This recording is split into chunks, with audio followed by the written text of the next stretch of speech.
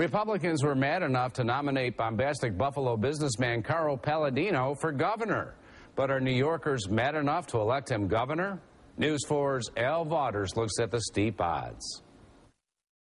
If we've learned anything tonight, it's that New Yorkers are as mad as hell. Carl Paladino's stunning upset of Rick Lazio in Tuesday's Republican primaries earned the Buffalo developer top billing on many of the network talk shows. But now that he's scaled that mountain, the climb gets even steeper going into the November elections.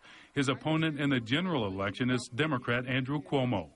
Let's talk about the voter and what they need and the help that they expect, and how do you actually make the changes to make that a reality. And the reality is that registered Democrats hold a 2-to-1 margin in New York over Republicans, and even including voters that are not affiliated with either party. University of Buffalo political science professor Joshua Dick says Paladino has a long road to hoe. He's also going to have to bring over unaffiliated voters, get a large turnout of Republican-leaning or conservative-leaning independent voters, and win over some Democrats.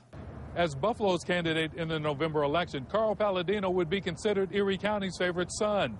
But what do the numbers say about his chances of winning here? Professor Dick points out Erie County practically mirrors the state's numbers, 290,000 registered Democrats to 150,000 Republicans, with 91,000 unaffiliated voters known as blanks. Just to show how tough it can be, as excited as Republicans were about supporting Paladino, more Democrats showed up Tuesday, and they had fewer issues. You still had the absolute number of Republicans who turned out to vote in the primary was lower than the absolute number of Democrats who turned out to vote in the primary, and Democrats really only had one statewide office to vote on, and that was in the Attorney General race. Now third-party candidates are trying to shake up those numbers. When you look at the programs put forward by Carl Paladino and Andrew Cuomo, you've got two people with conservative economic programs, and I'm the progressive.